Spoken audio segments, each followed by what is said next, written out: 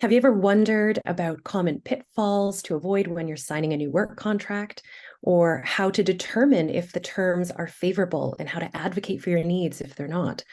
Have you ever felt overwhelmed by the prospect of trying to negotiate for something you desperately want when there's a clear power dynamic at play and you're not sure if you have the leverage? Those are some of the questions that we're aiming to address in this negotiation session. So I'm Janine. I'll be the moderator today. So I'm a PGY2 in a rural family medicine program, and this negotiation talk really kind of stood out to me because it came really pertinent to my life earlier this year.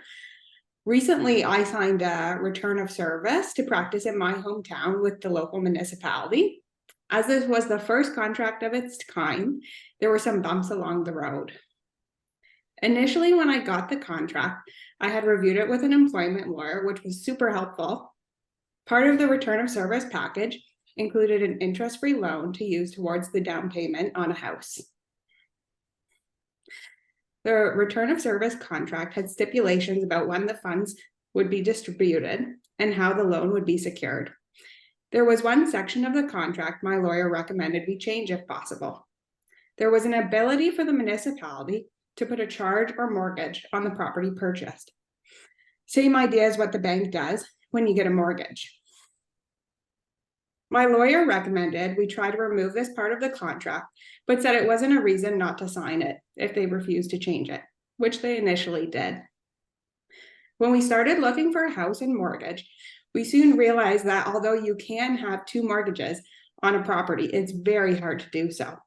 Banks do not want to provide mortgages for a property with multiple charges, and it requires extra approvals from the bank. We negotiated for over 3 weeks with municipal staff to have the contract changed, which included some pretty intimidating meetings with their staff and lawyers, which were often included last minute, and to my surprise. Eventually, I contacted some local counselors as we felt our concerns were not being heard, and the contract was not being honored in the way it was advertised throughout the year-long recruitment process. Luckily, the next town over had a very similar contract offering without the stipulation of having a second charge or mortgage on your home, which I used to negotiate. After counselors became involved and understood we were willing to leave the community over this clause, the clause was waived quickly, and we proceeded with our house purchase. This also paved the way for the incentive program to be changed for future physicians looking to come to our community. So commonly, these are pitfalls. The most common one being that people think only in terms of money or only what's been done in the past. And you'll see that first point in terms of large institutions, which often have standard form contracts, municipalities, and they say, well, we've envisioned this, or this is the way it's always been done, and here's what we're going to do. And quite frankly, if they want the kind of performance that has gone on in the past, they should keep doing that if that's been successful. But they're probably coming to you or looking for new ideas as landscapes change, because it's not been working or because new things are coming. And so really, we should be thinking a little bit more outside the box. I think a common thing for a lot of junior negotiators or people without a lot of experience with this is that they don't necessarily see their negotiating counterpart as a counterpart. They see them as someone to be beaten and so on. And I see this often. I think it's often a junior person who is very anxious because this means a lot to them. And they think that, well, I have to do everything in writing. If every single thing doesn't have an email chain attached to it, then we're not going to be able to go back and show a court 10 years down the road and so on. And if that's the way you're thinking to begin with, probably you're negotiating with the wrong person or not in the right frame of mind and so on. Think of any sports movie that you've seen where they're doing these big deals. They're not often sending emails, trading them back and forth. They're often picking up the phone and saying, okay, what about this and what about that? And they all sort of know each other and so on. And then they put it on paper afterwards. Those agents and so on, they're the counterparts. And yes, they have a job to do. And yes, they're advocating for a very particular position, but they don't see the other person as someone, as an adversary necessarily.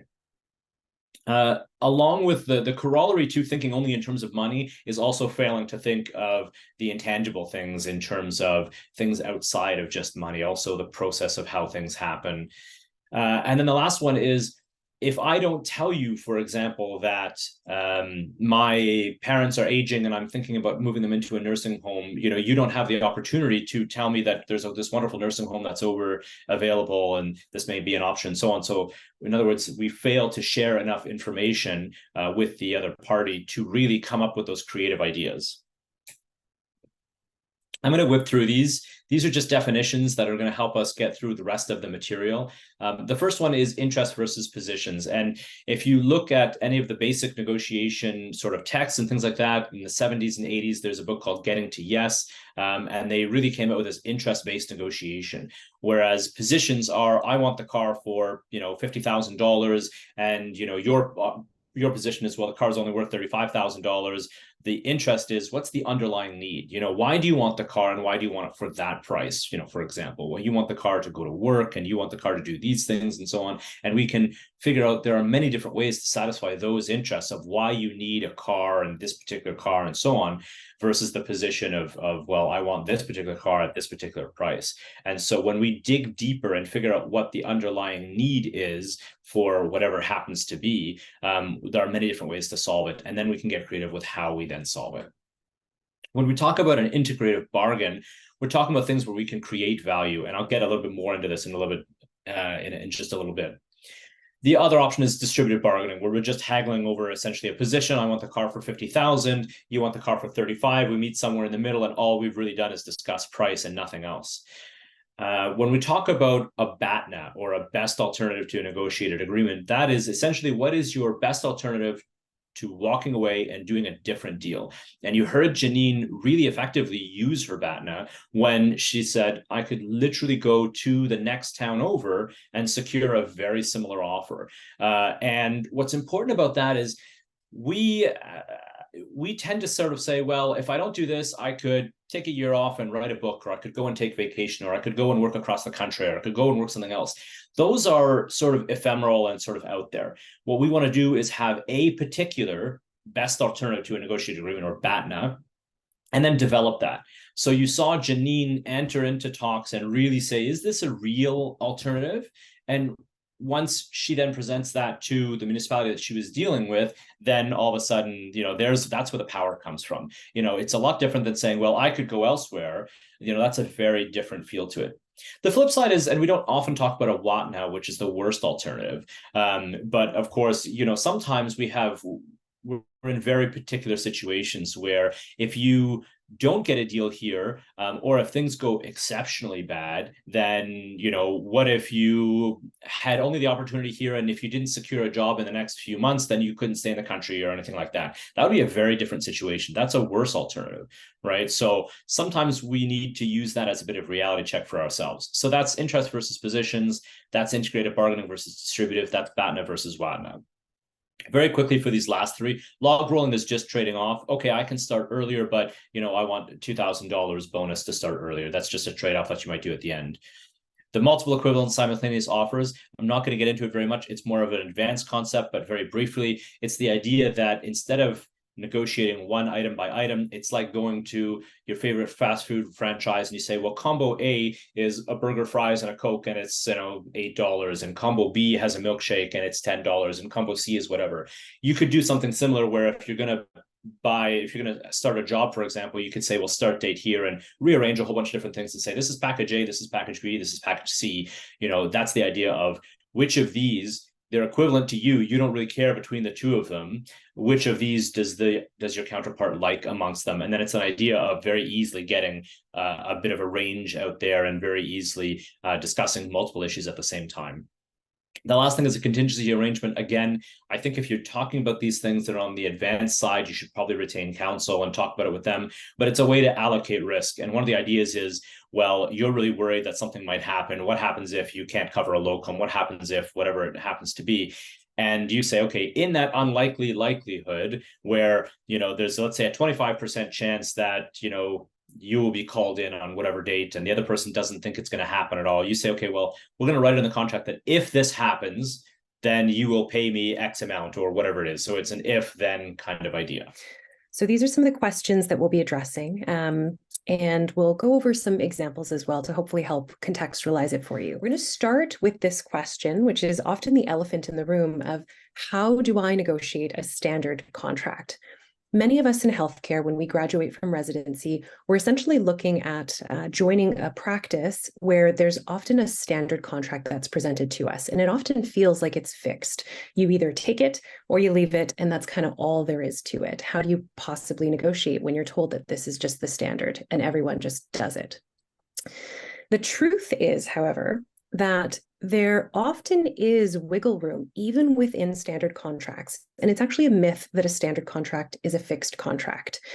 The challenge with these standard contracts is there's a little bit of an extra step where you actually have to open it up for adjustment and find where those areas of flex are, because there isn't necessarily flexibility in all the elements of the contract, but it can help us to really probe around where within the contract can we actually seek that flexibility, where is the organization willing to give us potentially some leeway, and then what's feasible for them to achieve and for us to achieve within that context. So there's this extra lead up step of finding where that flexibility is. Here are some of the strategies from the literature and also from personal experience that have been helpful, at least for me, and for many others as well, especially in those early stages of your career. So I'll use myself as an example. When I first started as a staff and graduated in 2019, I was coming out of an emergency medicine residency training program, and so looking for an emergency medicine job. But I also had subspecialty training in stroke medicine, and I knew that I wanted to combine both of these roles. The challenge is that our Emerge group had a standard contract, the contract that all new hires sign. You start, you have a certain number of set clinical shifts that you're expected to achieve. There's a certain amount of academic commitments that you're expected to do, and there isn't as much leeway or flexibility in scheduling. And of course, in a shift work specialty, it's sort of all over the place so that everyone equally covers the less desirable shifts, nights, evenings, weekends, etc. But in order to incorporate that stroke medicine piece that I wanted to do and was invited to join, I would need to have certain protected academic days so that I could participate in the neurology academic teaching sessions, so that I could fit in the clinical shifts for stroke call, for example. And if I were to just accept the standard contract on the Emerge side, there's just no way I could schedule in those stroke call shifts in advance and make it work. And similarly, there was just no way that I could carry that load without burning myself to a crisp within 6 months of practice, because I would have no days off. So I knew that I needed to ask for certain protected times where I could participate in those academic duties on the neurology side, but I also knew that I would have to ask for some concessions on the shift load side, which is not something that was built into the standard contract. So how do you go about asking for something like that when this is what you're presented with?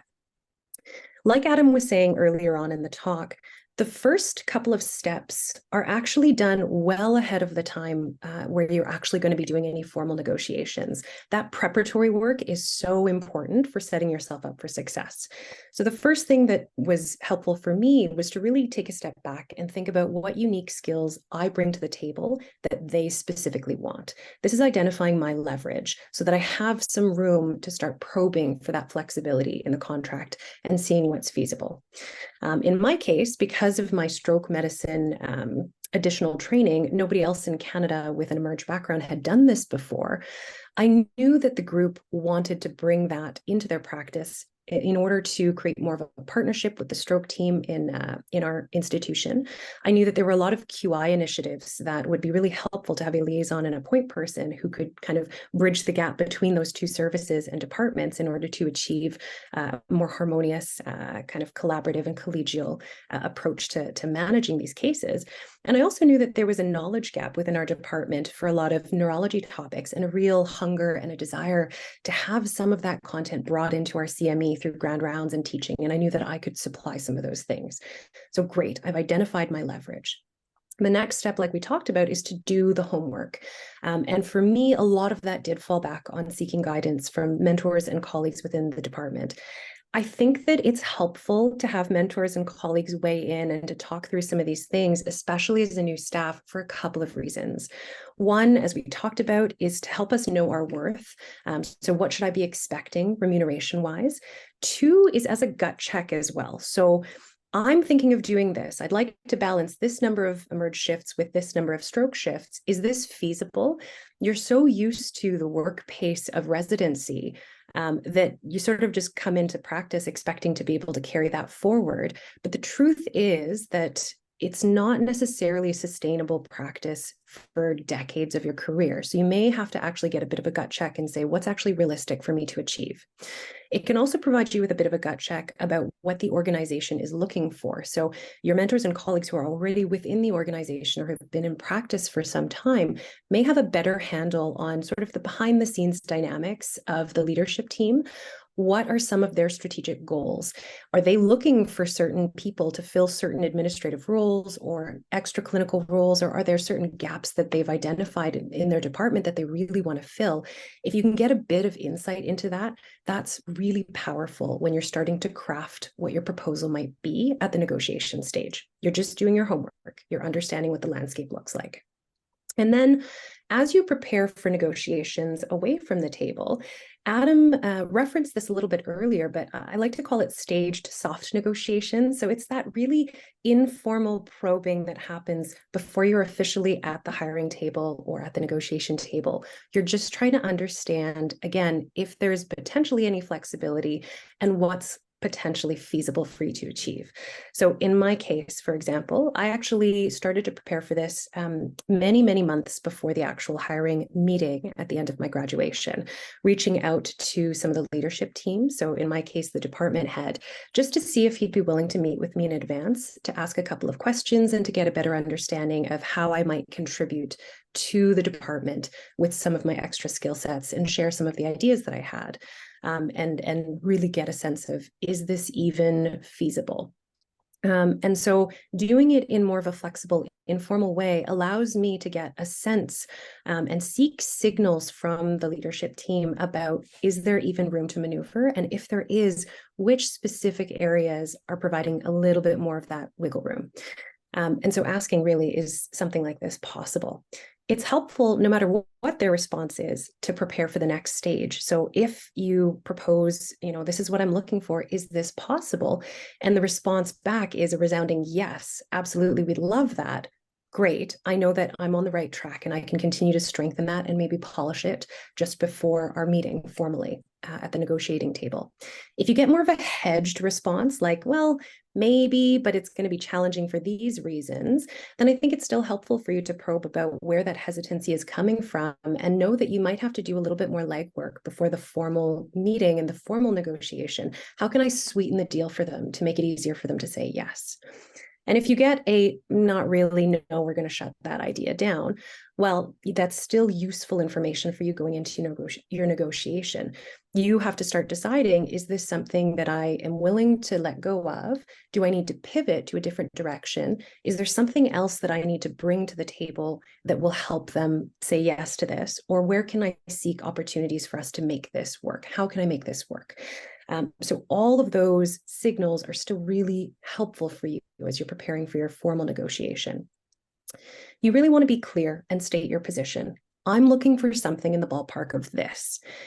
This involves you being clear on specifically what you're looking for, so taking that time up front to think about it and formulate a plan, but then also making it very clear for everyone at the table, these are my priorities, this is what I'm looking for. I'm also signaling that there might be some flexibility in certain areas of this on my behalf as well, but here are the areas that I'm quite firm on that I truly, truly need, and this is what I'm looking for. So they kind of know where your position is and where you're starting out.